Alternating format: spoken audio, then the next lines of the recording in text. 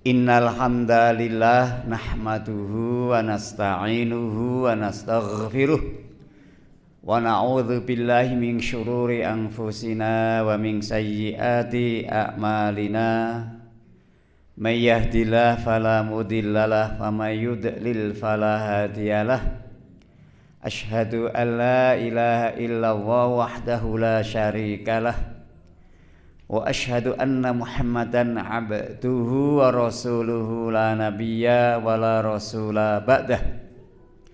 Allahumma salli wa sallim wa barik ala nabiyyina Muhammadin wa ala alihi wa ashabihi wa man tabi'ah wa mawalah. Wala hawla wala quwata illa billah, amma ba'du, fa usikum wa iyaya bitaqwallah wa ta'atihi fi sirri wal alan fa ati'ullaha wa ati'ur rasula la'allakum turhamun. Wa qala Allah ta'ala fi kitabihil karim, a'udzu billahi minasy syaithanir rajim, bismillahirrahmanirrahim. Muhammadur Rasulullah walladzina ma'ahu asyidda'u 'alal kuffari ruhama'u bainahum tarahum ruk'an sujjada yabtaghuna fadlam minallahi wa ridwana simahum fi wujuhihim min atharis sujud. Yang saya hormati para sesepuh bini sepuh,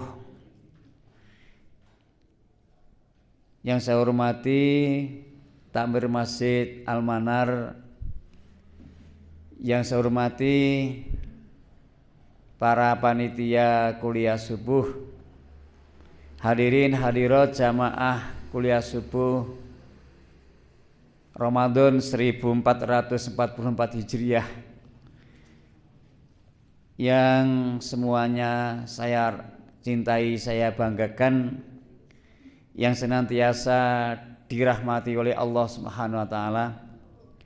Marilah kita bersyukur kepada Allah yang telah melimpahkan rahmat, nikmat, taufik dan hidayahnya sehingga pada pagi hari ini kita dapat hadir untuk mengikuti pengajian untuk yang kesekian kalinya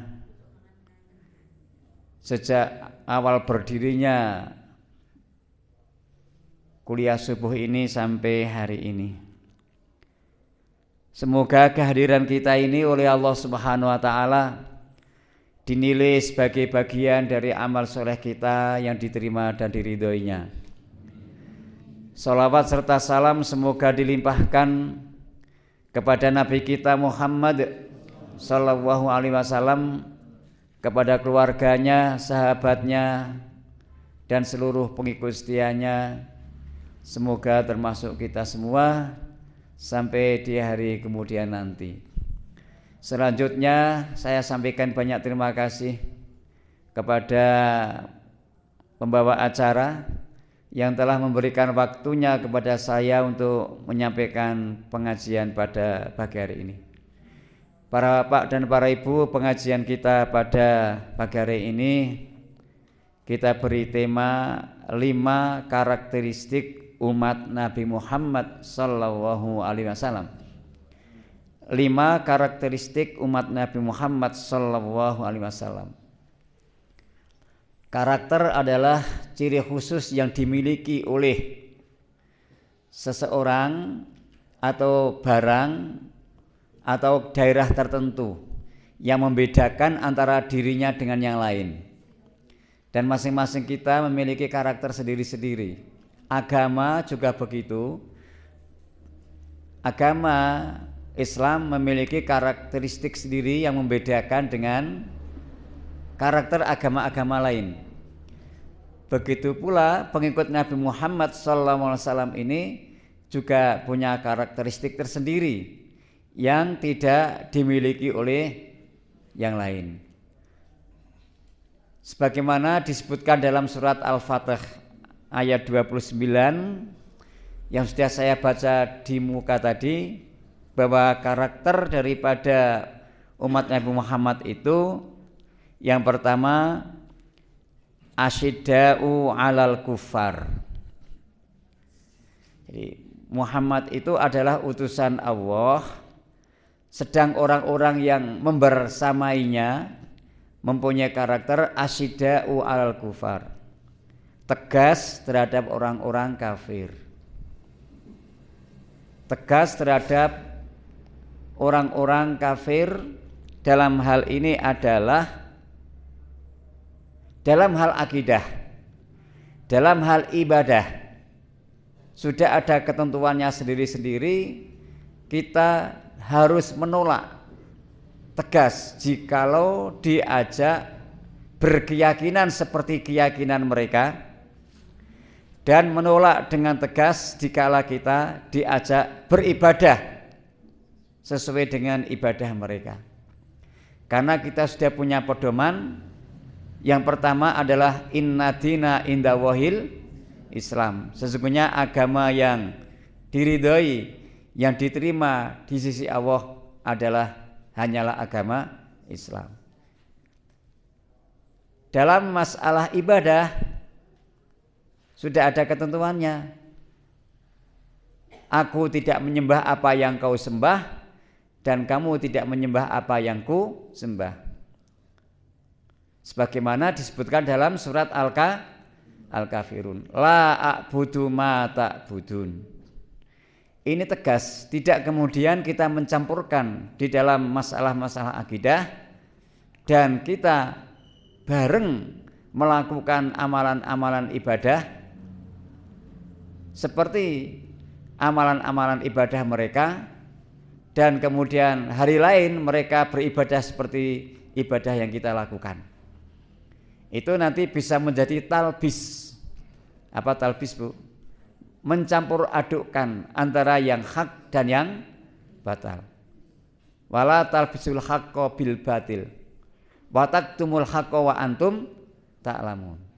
Mencampur adukkan antara yang hak dengan yang batal, bahkan kamu menyembunyikan yang hak padahal kamu mengetahui. Tidak boleh. Jadi sudah ada ketentuannya sendiri-sendiri. Tetapi dalam masalah-masalah sosial kemasyarakatan, karena kita hidup di sebuah negeri, ya, di sebuah kampung, di sebuah desa yang dilindungi oleh undang-undang untuk hidup bersama di situ, kita wajib menghormati mereka dalam masalah sosial kemasyarakatan, dan kita bisa saling membantu dalam hal kemasyarakatan dan sosial. Tapi tadi tegas dalam masalah akidah dan masalah ibadah sudah ada garisnya sendiri-sendiri. Bagaimana bentuk-bentuk daripada ketegasan kita terhadap orang kafir itu? Yang pertama, tidak menjadikan mereka sebagai pemimpin. Tidak boleh menjadikan mereka sebagai teman kepercayaan yang tidak menutup kemungkinan akan bisa mencuri rahasia-rahasia daripada umat Islam. Dan kemudian rahasia-rahasia umat Islam itu tidak menutup kemungkinan nantinya akan disebarluaskan dalam rangka melemahkan umat Islam itu sendiri. Sebagaimana disebutkan dalam surat Ali Imran ayat 118, ya ayyuhalladzina amanu la tattakhidhu bitonatan min dunikum la ya'lunakum khabala. Wahai orang-orang yang beriman, janganlah kamu menjadikan orang-orang yang di luar kalangan kamu, maksudnya yang tidak seagama, sebagai teman kepercayaan. Ya. Mereka tidak henti-hentinya menyusahkan kepada kalian. Jadi kalau kita mengangkat mereka sebagai teman kepercayaan, yang mungkin rahasia-rahasia kita itu dipasrahkan kepada mereka, mereka akan menjadikan kita menjadi susah. Waddu ma anitum, mereka mengharap-harapkan akan kesusahan kamu. Qad batatil baghdha'u min afahihim, telah nyata tampak permusuhannya pada mulut-mulut mereka. Wa ma tukhfi suduruhum akbar, sedangkan yang tersimpan dalam dadanya permusuhan itu lebih besar lagi. Ini dalam surat apa tadi? Ali Imran 118. Itu yang pertama itu. Kemudian yang kedua, tidak mengambil mereka, kalau tadi tidak mengambil mereka sebagai teman kepercayaan, yang kedua tidak mengangkat mereka sebagai pemimpin. Umat Islam tidak boleh di bawah kepemimpinan orang-orang kafir. Ini disebutkan dalam surat apa, Bu? Al-Maidah 51 yang dulu viral. Ya ayyuhalladzina amanu la tattakhidul yahuda wan nasara auliya. Hai orang-orang yang beriman, janganlah kalian menjadikan orang-orang Yahudi dan Nasrani sebagai pemimpin-pemimpin. Ini menjadi pemimpin kalian. Ini kan sudah tegas di sini, maka jangan kemudian ada model pelintiran. Lebih baik memilih pemimpin yang non-Islam tapi tidak korupsi daripada memilih pemimpin Islam yang korupsi. Itu kan hanya permainan lidah untuk memojokkan orang Islam. Ya tidak, Pak? Yang kita pilih umat Islam itu tidak orang bodoh. Yang dipilih mesti orang Islam yang setidak-tidaknya, ya, upama temannya korupsi, ya dia yang tidak korupsi, atau yang korupsinya paling sedikit. Kalau sama tidak korupsi kabeh gimana? Nah, jadi insya Allah umat Islam sudah teliti lah, ya, tidak mungkin kemudian ngawur dan memilih pemimpin. Ba'duhum auliya'u ba'din, karena sebagian mereka itu Yahudi dan Nasrani menjadi pemimpin bagi sebagian mereka. Wa may yatawallahum minkum fa innahu minhum, dan barang siapa yang menjadikan mereka sebagai pemimpin, maka orang yang menjadikan mereka sebagai pemimpin itu menjadi bagian mereka. Berat apa tidak, Bu? Nah. Inna waha la yahdil qauma dzalimin, sesungguhnya Allah tidak akan memberikan petunjuk kepada orang-orang yang zalim. Siapa orang yang zalim itu? Kalau kita melihat konteks daripada ayat ini, ya orang yang menjadikan orang selain Islam sebagai pemimpin. Iya betul, Pak? Nah, itu mungkin. Itu yang kedua. Yang ketiga, menolak mereka sebagai suami atau istri. Mungkin kalau ini dikaitkan dengan isu moderasi beragama, mungkin dianggap ekstrim, ya. Tapi memang adanya begitu Islam itu. Tidak boleh wanita-wanita muslimah itu di bawah cengkeraman daripada laki-laki non-muslim. Karena laki-laki hamba sahaya yang buruk rupa tetapi dia muslim, mukmin, lebih baik daripada laki-laki ganteng, kaya lagi tetapi orang kafir. Begitu juga seorang laki-laki muslim atau mukmin tidak boleh beristrikan wanita-wanita non muslimah, meskipun wanita muslimah tadi mungkin sangat-sangat menarik hati, kaya raya dan cantik jelita. Lebih baik beristrikan seorang hamba sahaya yang hitam tetapi mukminah daripada menikahi mereka yang non muslim. Ini ajaran Islam semacam itu. Di sini dalam surat Al-Baqarah 221, Bu, ayatnya.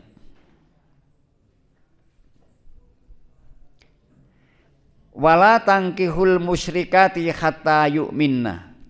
Janganlah kalian menikahi wanita-wanita musyrikah sampai mereka itu beriman.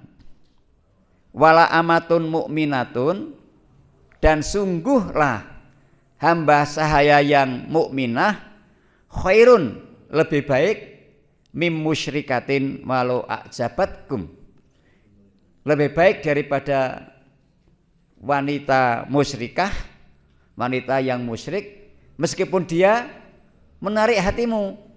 Nah, dan sebaliknya. Nah, celakanya sekarang ini ada yang pura-pura masuk Islam dulu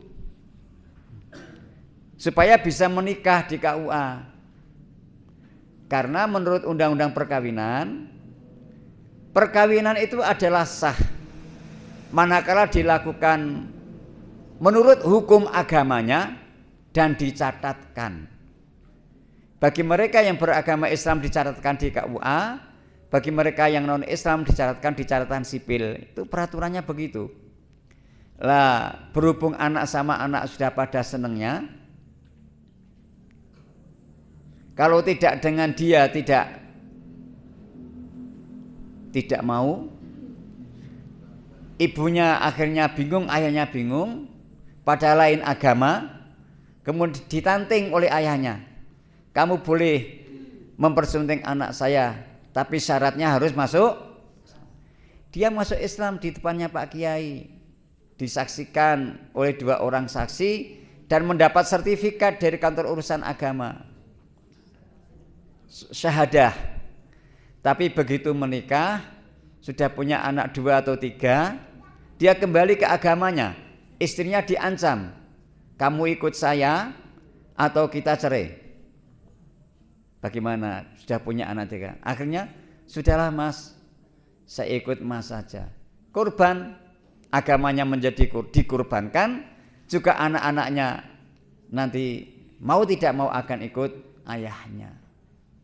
Ada kasus begitu apa tidak, Bu? Banyak. Oleh karena itu, jangan tergesa-gesa melepaskan anak kita sebelum nyata-nyata bahwa mereka betul-betul mukmin atau mukminah atau muslimah. Kemudian yang keempat, ketegasan kita di mana? Tidak mendoakan mereka untuk mendapatkan maghfirah atau ampunan. Kalau mendoakan mereka untuk mendapatkan hidayah ketika masih hidup, boleh Pak. Karena Nabi sendiri pernah mendoakan penduduk Taif, Allahumma hdi qaumi fa innahum la ya'lamun. Ya Allah, berikanlah petunjuk kepada penduduk Taif ini, karena mereka itu belum pada mengerti.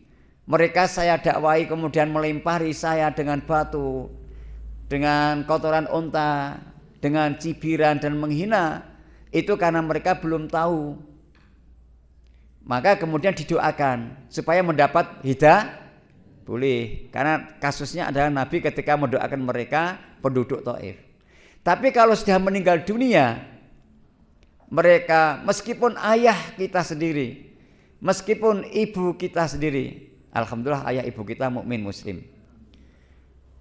Meskipun kakaknya, adiknya, kok dia mati dalam keadaan kafir, tidak diperbolehkan kita menyolati jenazahnya dan mendoakan untuk mendapatkan maghfirah dari Allah Subhanahu wa Ta'ala. Itu tegasnya di situ. Ini dalam surat At-Taubah ayat 113 disebutkan, maka nalin nabiyyi walladzina amanu. Tidak pantas bagi Nabi Muhammad, yang dimaksud Nabi Muhammad karena ada lam takrifnya, sudah menunjuk kepada Rasulullah Muhammad SAW. Tidak pantas bagi Nabi Muhammad SAW walladzina amanu, dan orang-orang yang beriman, ayastaghfiru lil musyrikin, untuk memohonkan ampunan bagi orang-orang musyrik, walau kanu uli kurba, meskipun mereka itu adalah kerabat dekat. Kerabat dekat itu ya ayah, ibunya, kakak, adiknya. Mim ba'di ma tabayyana lahum annahum ashabul jahim, setelah nyata-nyata bagi mereka bahwa mereka itu adalah penghuni neraka jahim. Jadi belum masuk liang kubur saja masih di alam dunia, kalau orang yang non Islam itu sudah dicap sebagai ashabul jahim, ya tidak Pak? Nah ini kok kemudian dia sudah memilih hidup besok di akhirat di ashabul jahim, kok kita mintakan maaf supaya dimaafkan, supaya tidak dimasukkan di neraka jahim? Wah itu pilihannya mereka sendiri kok. Iya betul Pak. Nah, itu. Kemudian selanjutnya nomor berapa Bu? Tidak mengikuti atau menghadiri upacara keagamaan mereka, ya sebagaimana tadi di depan sudah saya sampaikan, karena di sana ada ditegaskan oleh Allah dalam surat Al-Kafirun, la a'budu ma ta'budun wala antum abiduna ma a'bud wala ana abidu ma abatum lakum dinukum. Nah, itu sudah tegas nggih. Karena sering ada orang kita keyuyun, semua agama wong baik, semua agama wong bener, tujuannya sama masuk surga, hanya caranya berbeda. Kalau kita naik kereta, sana naik pesawat, yang sana naik bis, sana naik, tidak begitu Bu. Itu adalah cara orang-orang untuk mementahkan akidah kita dengan berbagai macam rekayasa. Dan itu ada anggarannya Bu, mungkin Bu, ya. Jadi kalau kita diundang untuk moderasi agama dan sebagainya, kita upama kita hadir, tetap kita pada pendirian kita, ya. Tidak kemudian kita serba boleh, ya, ikut agama manapun boleh, kegiatan keagamaan ibadah apapun boleh, nanti merusak agama kita. Kemudian yang keberapa? Yang keenam, A, B, C, D, E, F, ya. Diperbolehkan memerangi mereka dikala mereka memerangi kita. Tapi kalau mereka tidak memerangi kita, tidak boleh memerangi mereka. Karena ada orang yang minta jaminan keamanan, mustakman namanya. Ada orang-orang non-Islam yang minta jaminan keamanan kepada orang Islam. Itu harus kita jamin keamanannya. Yang boleh diperangi adalah kafir harbi, yaitu orang-orang kafir yang memang mereka itu memerangi umat Islam. Ada kafir harbi, ada kafir mustakman, ya, yang minta perlindungan keamanan. Ada kafir muahad, yaitu yang saling mengadakan perjanjian dengan kita untuk saling membantu dalam masalah sosial kemasyarakatan. Seperti pada zaman Nabi ketika membentuk Piagam Madinah, ya, di sana Nabi mengakomodir berbagai agama dalam rangka untuk menjaga kota Madinah dari serangan musuh-musuh dari luar. Nah, maka mungkin di Indonesia ada Darul Ahdi Wasyahadah itu yang dicetuskan oleh idenya Profesor Din Samsudin pada saat itu. Negara perjanjian dan negara kesaksian, ya. Darul Ahdi Wasyahadah. Dalam firman-Nya surat Al-Baqarah 190, Allah berfirman, wa qatilu fi sabilillahi, dan perangilah di jalannya Allah. Siapa itu? Alladzina yuqatilunakum, yaitu mereka yang memerangi kamu. Jadi kalau mereka tidak memerangi, tidak boleh kita perangi. Kita terus pakai pedang goleki wong, enggak boleh, ya. Wala ta'tadu, dan janganlah kalian melampaui batas di dalam memerangi mereka. Innallaha la yuhibbul mu'tadin, dikarenakan Allah itu tidak menyukai orang-orang yang melampaui batas. Perang, kita tidak boleh membunuh kaum sipil yang tidak ikut perang. Kita tidak boleh membumi hanguskan tempat ibadah mereka. Kita tidak boleh membunuh wanita, tidak boleh membunuh relawan kesehatan. Ada aturannya. Dan kita tidak boleh membunuh wartawan, tidak boleh melakukan kebiadaban. Jadi sopan sekali. Tidak berarti kalau akan menembak bilang nyuwun sewu nggih kula tembak mboten ngeten. Meskipun tidak begitu. Saya punya teman yang pernah bertugas di daerah konflik dulu mana di Batu Merah itu kalau yang mati itu orang Islam biasanya tatu badannya itu banyak, lebih dari 7 bahkan mungkin dicacah. Tapi kalau yang meninggal itu yang non Islam itu paling tatunya 1 sudah. Begitu ada jenazah diidentifikasi kok tatunya banyak bisa ditebak ki wong Islam. KTP-nya dibuka betul Islam. Kita tidak, karena kita ini tidak sadis terhadap binatang ternak yang akan disembelih saja, ya. Kita diperintahkan supaya berbuat sopan terhadap mereka, diberi makan dulu, kemudian pisaunya harus tajam, kemudian supaya tidak stres, tidak dicampur dengan yang baru akan disembelih, dialing-alingi. Itu kan begitu kita, ya. Inna waha katabal ihsana ala kulli syai'in. Sesungguhnya Allah itu memerintahkan kepada kita untuk berbuat kebaikan atau ihsan dalam segala hal, sesuatu apapun, sampai ketika kita akan menyembelih binatang sembelihan. Apalagi dalam berperang melawan manusia juga, maka kita akan melakukan yang yang sesupan-supannya dan tidak melampaui batas. Syukur terhindar dari peperangan. Maksudnya Nabi itu sering berdoa supaya tidak terjadi peperangan, karena peperangan itu adalah malapetaka yang sangat dahsyat. Ibu-ibu yang bersuami, suaminya menjadi meninggal, anak-anak yang berayah, ayahnya kemudian meninggal sehingga menjadi janda ibunya, anaknya menjadi yatim atau yatimah. Ya, banyak dana yang dikeluarkan. Maka sebaiknya peperangan tidak dikehendaki. Seandainya terjadi itu karena terpaksa. Kemudian karakter yang kedua, ruhama'u bainahum. Ciri daripada umat Nabi Muhammad itu ruhama'u bainahum, mereka sangat kasih sayang terhadap sesama mukmin, sesama muslim. Ya. Ini diwujudkan dengan yang pertama saling berbagi dan saling menolong sesama muslim satu sama lain. Di sini muslim tidak hanya yang berlabel satu organisasi, tapi biasanya asal sudah beda genderane, sing kene Jumatan mangkat rono, kene Jumatan mangkat rene, kadang kala wis ora takon-takonan. Itu mungkin karena pemahaman agama yang masih sempit. Kita tidak boleh begitu. Kepada siapapun mereka sesama muslim, meskipun berbeda faham keagamaan, itu hal yang biasa sejak zaman Nabi sudah terjadi. Zaman mazhab 4 juga sudah terjadi. Sekarang banyak friksi juga sudah terjadi. Hanya kita punya organisasi, aturan organisasi itulah juga kita tegakkan. Setuju apa tidak, Pak?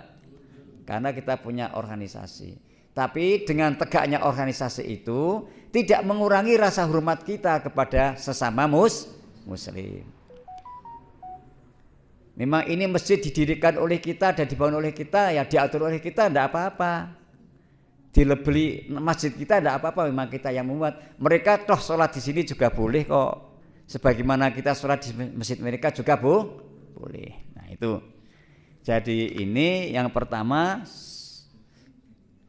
Dalilnya adalah surat Al-Maidah ayat berapa? Ayat 2 ya. Wa ta'awanu 'alal birri wa taqwa wa la ta'awanu 'alal itsmi wal udwan. Saling tolong menolonglah kalian atas dasar bir, kebaikan dan takwa, dan jangan tolong menolong kalian atas laku dosa dan permusuhan. Alhamdulillah sudah hampir 12 tahun saya itu masih diminta ngaji di Masjid Mujahidin Timur itu dekat Klenteng. Saya sudah minta pamit tidak boleh. Kersanipun Pak, kersanipun murni-murni ngaji niku. Kan sangat longgar sekali sana. Mboten Pak, kula riguh teng mriki kathah kiai, mboten Pak, kersanipun ngaos teng mriki. Dan setiap saya selesai ngaji, teman saya yang pendeta Pri itu WA, Pak Kiai, terima kasih pidatonya sejuk, katanya begitu. Kemudian Pak Handoko yang itu, yang Juragan Bagus ini juga, yang pengurus kelenteng ya, juga terima kasih Pak Kiai tadi sudah Dan saya pamit, besok saya pengajian di sana Pak Pri. Ya nanti saya dengarkan. Nah, itu begitu ya. Kemudian yang kedua dari yang nomor 2 tadi, tidak berbantah dan lapang dada terhadap sesama muslim. Jadi apalagi terhadap suami istri ya, terhadap sama muslim yang bukan apa-apanya secara garis keturunan, kita tidak boleh berbantah. Manakala sana kayak mendendeng kene ya meneng. Ya enggak? Karena ada firman Allah yang mengatakan Al-Anfal 46 itu wa ati'u wa rasulahu wa la tanaza'u fatafshulu wa tadhhabari hukum. Taatlah kalian kepada Allah dan utusannya, dan kamu jangan saling berbantah dan saling bersengketa sesama mukmin, maka nanti Anda akan kehilangan kewibawaannya terhadap orang-orang di luar Islam. Lakai wong Islamais berantem dewe. Padahal memang sengaja ada yang ngedu. Di medsos itu seakan-akan saya sering merasakan sekali mesti ono sing ngedu. Nanging dhewe seorang krasa sering larut ya dalam kasus semacam itu, sering larut, kemudian ya kita terjebak dalam sistem mereka. Kemudian yang ketiga, saling menasihati antara satu dengan yang lain. Sudahlah, kita ini saudara, saling nasihat menasihati, karena ada perintah dalam surat At-Taubah ayat 71, wal mu'minuna wal mu'minatu ba'duhum awliya'u ba'din ya'muruna bil ma'rufi wa yanhauna 'anil munkar. Mukmin satu, mukminat yang satu terhadap mukminat yang lain itu adalah pelindung, teman akrab satu dengan yang lain. Mereka saling memerintahkan kebaikan, mereka saling mencegah dari kemungkaran. Maka kita dalam zakat, dalam infak, setelah teman-teman kita sejamaah ini sudah dicukupi dan masih ada dana, tidak ada salahnya manakala kita limpar kepada jamaah lain yang meskipun bukan jamaah di sini, karena mereka sesama boleh. Kemudian yang keempat, ramah dan lembut terhadap sesama muslim, karena Nabi sendiri diperintah oleh Allah, wahfidz janahaka limanit taba'aka minal mu'minin. Rendahkanlah sayapmu, artinya rendahkanlah dirimu wahai Muhammad terhadap orang-orang yang mengikuti kamu dari golongan kaum mukminin. Nabi Muhammad saja diperintahkan merendah terhadap sama mukmin, apalagi kita yang bukan apa-apa, bukan pangkat Nabi dan Rasul. Jadi kalau pimpinan jamaah di sini kok kalau makan bersama kelangkahan kancane sithik-sithik ora apa-apa ya, sama mukmin. Malah kadangkala kita teman-teman sudah tarik-tarik di sana akan buka bersama, kadang mubalahnya belum dipinto ya ora apa-apa, engko mesti kumanan. Begitu ya. Malah baline disangoni sak besek meneh. Ramah sesama kita ya. Karena dalam surat Ali Imran ayat 159 itu di sana ada ayat fabima rahmatim minallahi lintalahum, dan karena rahmat Allah lah kamu berlembut-lembut kepada mereka. Walau kunta fadhon ghalidhal qalbi, manakala kamu itu keras hati dan berwajah garang, lang faddu min haulik, mesti mereka akan pergi dari sekitarmu, akan meninggalkan kamu. Fa'fu anhum wastaghfir lahum, maafkanlah mereka, mohonkanlah ampun mereka. Wasafirhum fil amri, dan ajaklah mereka bermusyawarah dalam suatu urusan. Nih, surat Ali Imran ayat 159. Fa idza azamta fatawakkal 'ala Allah innallaha yuhibbul mutawakkilin. Manakala sudah berazam untuk melakukan sesuatu, bertawakallah kepada Allah, karena Allah menyukai orang yang bertawakal. Bisa kok segalanya diselesaikan asal semuanya niatnya ikhlas. Hanya untuk mencari ridho, tidak untuk menangan-menangan Kalau bojone nak menang-menangan sendiri kan ora rampung. Tapi kalau sini mengaku salah, sudah. Ya Bu, aku salah njaluk ngapura. Kan selesai. Ya wis ning sik aja baleni meneh. Nah, paling-paling kan gitu ibune. Agar seguyu mesti nglakoni. Oh, banyak bahas hari. Aja baleni meneh. Lunga dina-dina ora bali-bali. Habis tak janjeni to mbiyen sampean ke. Ani nek ngono ku ya kebangetan ora eling wektu. Nah. Kemudian yang kelima, memaafkan kepada saudaranya dan memintakan ampun kepada Allah, ya. Itu lanjutannya tadi, wa'fu anhum wastaghfir lahum, dan ajaklah mereka bermusyawarah. Maafkan, mohonkan ampun, dan bermusyawarah pada mereka. Kepiye-kepiye meneh wong kancane dhewe sama muslim. Kemudian yang ke-7 atau ke-6, perlu kita menyapa dan bersenyum dan berjabat tangan kepada mereka. Tabassumuka fi wajhi akhika laka sedekah. Esemu enjepmu ing raine sedulurmu kuwi sedekah kanggone kowe. Suatu hari saya dipermalukan oleh kiai besar. Tapi mereka tidak menghinakan saya, memuliakan saya, tapi saya justru malu. Di suatu perkumpulan haji yang bukan jamaah saya, tapi saya diundang di situ karena si haji yang mengundang ngaji itu masih agak sedulur sama saya. Saya diundang di situ. Kan biasa sedulur diundang. Kiainya itu bilang begini, Bu, sama protokol, monggo wekdal kula atur dipenten kiai siapa. Kiainya mengatakan, kula dereng ajeng pidato nek Pak Asy'ari dereng pidato riyin. Saya kan sudah KU sendiri, KU pertama saya. Mboten ngeten to Mas Kiai wadang ingkang mboten, kula kepengin Pak Asy'ari ngendika. Padahal dia bukan dari orang kita.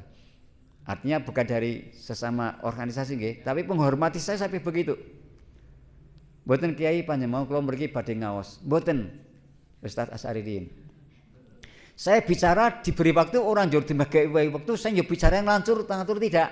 Saya hanya syahadat, hamdalah, syahadat, sholawat, mohon maaf, terima kasih, waktu saya berikan lagi kepada jemaah. Kan dia minta saya bicara dulu, kan saya sudah bicara.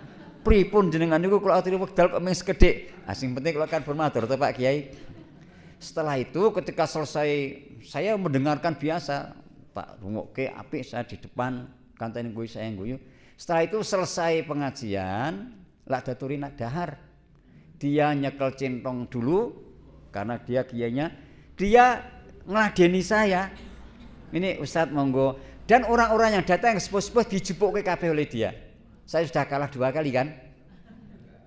Mboten mau kula ajeng sedekah tenaga kalih panjenengan. Mosok panjenengan ajeng kula damel sarana ibadah mboten kersa. Aduh, kula sekalah ping pindho. Setelah itu setelah wong-wong padha nyekel piring wis ana isine, dia pergi pamit karena berpuasa. Ketampek ping telune. Dadi mubalik aja sok gumagah rumasane dhewe paling apik amale. Ternyata orang lain itu juga punya amal yang baik, Pak. Dhewe kadang kalau sok kaya-kaya wong liyane seakan-akan kalah kabeh, ndak begitu. Itu tidak hanya senyum tapi dipraktekkan dalam kehidupan. Kemudian yang ke-7 atau 8, menutup aib sesama muslim. Masya Allah ya. Jadi oke banget nggih. Menutup aib sesama muslim ya, memang orang tidak ada yang sempurna ya. Maka saya diwanti oleh ayah saya begini, yen kowe ketemu karo wong sing luwih sepuh, hargailah dia dengan penghargaan yang setinggi-tingginya, karena dia sudah banyak istighfarnya, sudah banyak amal ibadahnya. Ya tidak Pak, kan kalau usianya di atas saya kan ibadahnya lebih banyak dia kan, istighfarnya lebih banyak dia, harus husnudzon begitu dan kembalikan kepada dirimu. Sedang kamu masih sedikit istighfarnya, masih sedikit amalnya. Tapi kalau ketemu dengan orang yang di bawahmu, harus diajeni, dihargai setinggi-tingginya pula. Dengan alasan dia hidup baru sebentar di dunia, berarti dia dosanya masih sedikit. Ya tidak? Malah bapak saya itu dulu sering ngaji kepada Ustadz Sagab. Ustadz Sagab itu ahli hadis dan hadisnya bersanad sampai Rasulullah SAW. Tak pikir ini adalah kata mutiara ini, ya. Sehingga kita ketemu sing sepuh tetap menghargai, ketemu sinom tetap menghargai, rumoso dewi sih kekurangan ini, sana banyak kelebihannya. Setuju Pak tidak Bu? Kemudian meringankan beban sesama muslim, ya. Kemudian yang nomor berapa 8, melakukan dan memberikan sesuatu yang disenangi oleh saudara kita sesama muslim.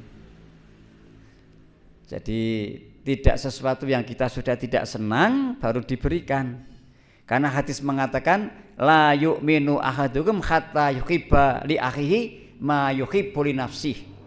Tidak iman salah satu di antara kalian sampai salah satu di antara kalian itu mencintai saudaranya sesama muslim seperti ia mencintai dirinya sendiri. Ini masih 2 ya, masih 2 apa masih 3 ya?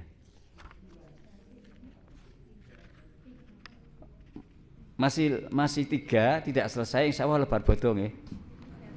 Muga-muga menangi. Ini pagi ini saya jam 7 akan melepas anak-anak mu'alimin mu'alimat. Di undangannya kan jam 7. Saya nanti Pak Rumati tak minta ikhlasin ngeter ke sana ya. Ini bali ini urasah pulangnya saya pulang sendiri.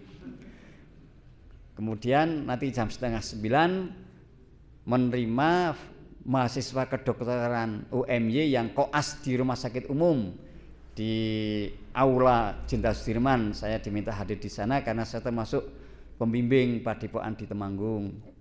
Kemudian nanti siang kita rapat panitia pemilihan Muspim. Ya, laris nggih. Semoga nanti sore bisa istirahat. Ya. Besok pagi juga pengajian di Al Mukmin. Siangnya sorenya ngaji di SMK Muhammadiyah, SMA Muhammadiyah. Semoga Allah memberikan kekuatan, kesehatan dan kita tetap bisa berjuang di jalan Allah Subhanahu wa taala. Kalau ada rezeki itu sebagai rahmat dari Allah. Mayarto sing nampa pikiran iki. Saya kira cukup nggih, Mas-mas nggih. Yang kira-kira baik dimasukkan dalam video, yang tidak baik nanti di monggo.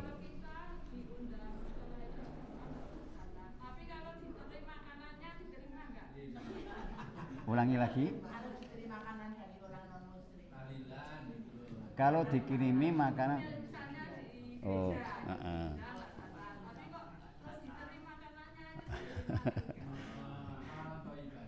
asal usul makanan itu halal. Saya pernah juga diundang di gereja sing ono nggon kewadanan itu. Saya diundang di sana disuruh makan, saya makan. Tapi yang saya makan yang tidak sembelihan. Karena khawatir nek sembelihannya orang anu ya. Karena ahli kitab sekarang dan ahli kitab dulu kan agak beda mungkin ya. Nek sembelihan ahli kitab memang halal. Tapi ahli kitab sekarang itu Nasrani Yahudi sekarang itu apakah masih ahli kitab apa tidak? Daripada ragu, saya mengambil dalil yang mengatakan dak ma yuribuka ila ma la yuribuk. Tinggalkan yang ragu, kembali kepada yang tidak ragu lah. Kalau makanan sembelihan itu kan dimungkinkan kan tidak benar menyembelihnya. Maka saya pilih tempe baceme kan rapopo. gitu ya. Ya, oh biasanya di pasar ya. Kalau beli di pasar dan sudah yakin akan sembelihannya itu sudah halalan thayyiban, ya enggak apa-apa, dimakan saja. Nah, ini sayangnya Temanggung belum ada juru sembelih halal. Sebetulnya ini perlu ada, dan maaf singkatannya itu Juliha, bukan Zuliha ya, tapi Juliha, juru sembelih halal. Itu saya sudah mengikuti pelatihan di mana? Wonosobo. Itu tokohnya itu Pak Nur Hadi, orang kita juga. Itu ada orang yang menyembelih itu sudah sejak tahun 82, usianya sudah 75 tahun. Ketika akan diajari nyembelih halal itu jawabnya begini, Mas, kula niku pun kawan dosa tahun dados tukang sembelih. Jenengan dereng lahir kula pun dados tukang sembelih, mesti benere. Mbok dites, cepi Mbah sarane nyembelih pripun? Ngeten niki to jebule nyembelih keliru. Nah, maka perlu sebetulnya kita ada pelatihan juru sembelih halal sehingga yang kita makan itu jelas-jelas sudah halal thayyibah. Sekap nggih Mbak nggih. Saya kira sampai di sini ya. Kalau makanan itu tidak dipersembahkan untuk berhala boleh dimakan. Tapi kalau memang dipersembahkan untuk berhala itu yang tidak boleh. Wa ma uhilla billah ya. Saya kira cukup, kurang lebihnya mohon maaf. Wassalamualaikum warahmatullahi wabarakatuh.